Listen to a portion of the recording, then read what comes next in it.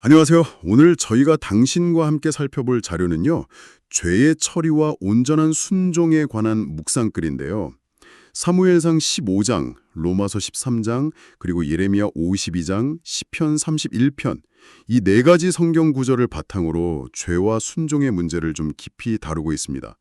오늘 저희 목표는 이 본문들이 죄의 결과 그리고 진짜 순종이 뭘 의미하는지, 여기에 대해 뭘 말하고 있는지 그 핵심 통찰을 함께 찾아보는 겁니다.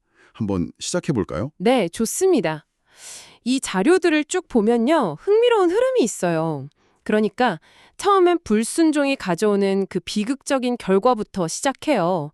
그러다가 이제 회개를 통해 어떻게 삶을 바꿔나가야 하는지, 그리고 마지막에는 결국 하나님을 향한 사랑, 이 사랑이 어떻게 자연스럽게 순종으로 이어지는지 그 과정까지 보여주거든요. 그래서 단순히 죄 짓지 마세요, 뭐 이런 수준이 아니라 왜 우리가 순종해야 하는지 그 근본적인 동기까지 파고드는 거죠. 아, 그렇군요. 그럼 먼저 사무엘상 15장 사울 왕 이야기부터 좀 볼까요? 하나님께서 아말렉을 완전히 진멸하라고 명령하셨잖아요. 당시 개념으로는 이게 거룩한 심판 뭐 그런 거였는데, 근데 사울은 아가광이란 또 좋아 보이는 가축들을 남겨두죠. 네, 맞아요. 별명도 하잖아요. 하나님께 제사 드리려고 남겼다고. 그렇죠. 하지만 사무엘은 아주 단호하게 말하죠. 순종이 제사보다 낫고 듣는 것이 숫장의 기름보다 낫다. 결국 이것 때문에 왕위까지 잃게 되고요. 이게 참 뭐랄까 인간적인 모습 같기도 해요. 좋은 의도라고 스스로 합리화하면서 타협하는 거예요. 당신의 삶에는 혹시 이런 부분적인 순종 이런 건 없으신가요? 사울의 경우는 어쩌면 한 번의 큰 실수, 뭐 그렇게 볼 수도 있겠는데요. 근데 예레미야 52장은 상황이 좀 더 심각해요. 유다의 마지막 왕 시드기야 이야기인데 예레미야 선지자가 계속 경고를 하거든요. 그런데도 그는 하나님 보시기에 꾸준히 계속 악을 행합니다. 아, 꾸준히요. 네. 그 결과는 너무나 참혹했죠. 예루살렘이 완전히 파괴되고 백성들은 바빌론으로 끌려가고요. 본문은 그냥 건조하게 시드기야가 여호와의 목전에서 악을 행했다 이렇게만 기록하지만 그 이면에는 정말 끔찍한 결과가 있었던 거죠. 반복되는 경고를 무시했을 때 그 대가가 얼마 같은지 보여주는 사례입니다. 하나님은 죄를 정말 가볍게 여기지 않으신다는 걸 기억해야 해요. 듣고 보니 그러네요. 사울의 그 타협과 시드기야의 지속적인 악행, 이게 종류는 좀 달라도 결국 하나님의 심판을 피하지 못했군요. 불순종의 결과가 이렇게 무겁다면 그럼 우리는 어떻게 해야 할까요? 어떤 방향으로 가야 할지 로아서 13장이 여기서 좀 길을 보여주는 것 같아요. 밤이 깊고 낮이 가까웠으니 그러므로 우리가 어둠의 일을 벗고 빛의 갑옷을 입자. 이 구절이 나오죠. 아주 시적인 표현인데요. 네, 그렇죠. 여기서 어둠의 일이라는 건 과거의 죄된 습관이나 뭐 세상적인 가치관 이런 걸 의미하는 것 같고요. 빛의 갑옷은 반대로 예수님을 따라서 의롭고 거룩하게 살아가는 삶의 방식, 태도 뭐 그런 거겠죠. 마치 군인의 갑옷을 입어서 자기를 보호하듯이 우리도 적극적으로 선한 삶의 태도와 행동으로 우리 자신을 지키라는 거예요. 아, 그냥 나쁜 짓 안 하는 소극적인 차원이 아니라 적극적으로 의를 행하는 거군요. 네, 맞아요. 근데 이게 사실 말처럼 쉽지는 않잖아요. 익숙한 그 어둠의 습관을 벗어던진다는 게 맞아요. 정말 그렇죠. 그럼 이런 빛의 갑옷을 입고 순종하며 살아갈 그 동력은 어디서 얻을 수 있을까요? 어쩌면 시편 31편이 그 답을 좀 주는 것 같습니다. 다윗 왕의 시인데요. 정말 극한의 고통, 배신 이런 상황 속에서도 여호와여 내가 주께 피합니다. 이렇게 고백하거든요. 네, 그 고백이 중요하죠. 여기서 중요한 건 다윗의 순종이 어떤 의무감이나 뭐 처벌이 두려워서가 아니라 하나님에 대한 깊은 신뢰와 사랑, 여기에서 나온다는 점이에요. 바로 그 지점입니다. 정말 중요한 포인트예요. 다윗은 심지어 다른 사람들에게도 권면하죠. 너희 모든 성도들아 여호와를 사랑하라. 이 사랑이야말로 죄를 미워하고 기꺼이 순종하게 만드는 가장 근본적이고 강력한 동기라는 거예요.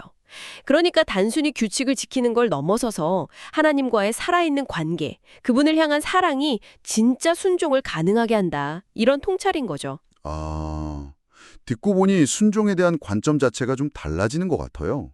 억지로 하는 게 아니라 사랑하기 때문에 기꺼이 따르게 된다는 거. 그렇죠. 바로 그거죠. 네, 오늘 살펴본 내용들 한번 정리해보면요.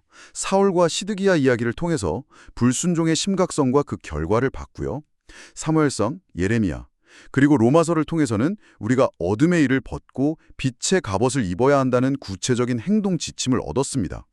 그리고 마지막으로 시편을 통해서는 그 모든 순종의 여정을 가능하게 하는 가장 근본적인 힘이 바로 하나님을 향한 사랑에 있다는 것을 화면했네요.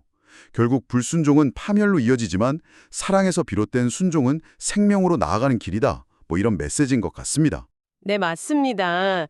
그래서 마지막으로 당신께 이런 질문을 한번 던져보고 싶어요. 순종을 단순히 해야 할 일 목록 지키는 걸로 생각하는 데서 좀 벗어나서요. 하나님을 향한 사랑을 키워나가는 과정으로 한번 바라본다면 어떨까요?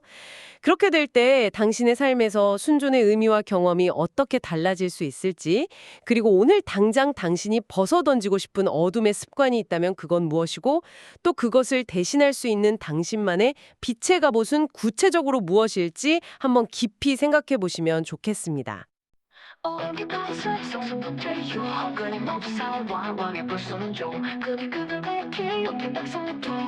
나는 삶의 탐욕으로 하나님의 명령을 거르네.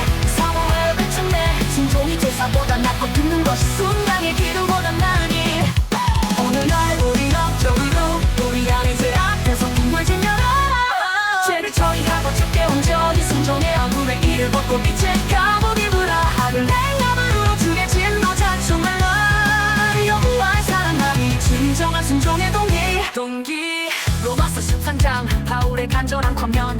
밤이 깊고 낮이 가까웠으니 그러므로 과거의 죄악 대상 벗어버리고 빛 가운데 의롭게 거룩하게 살아가야 해. 예수 십자가로 죄에서 해방되어 더 이상 죄의 종 노릇하지 않고 빛의 자녀답게 살아가리. 죄를 처리하고 주께 온전히 순종해 어둠의 일을 벗고 빛의 갑옷 입으라. 아들의 마음으로 주의 진노 자초 말라. 여호와를 사랑하니 진정한 순종의 동기.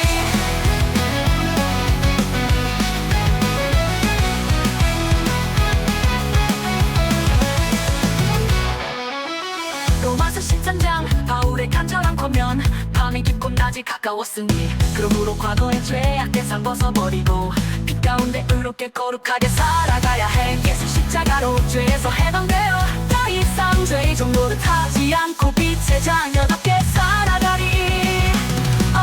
죄를 처리하고 주께 온전히 순종해 어둠의 길을 벗고 빛의 갑옷 입으라.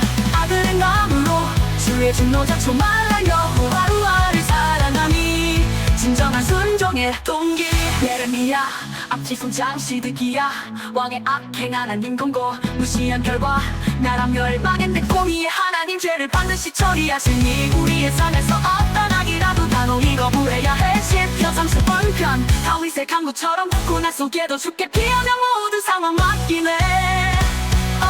죄를 처리하고 주께 온전히 순종해 어둠의 일을 벗고 빛의 갑옷 입으라.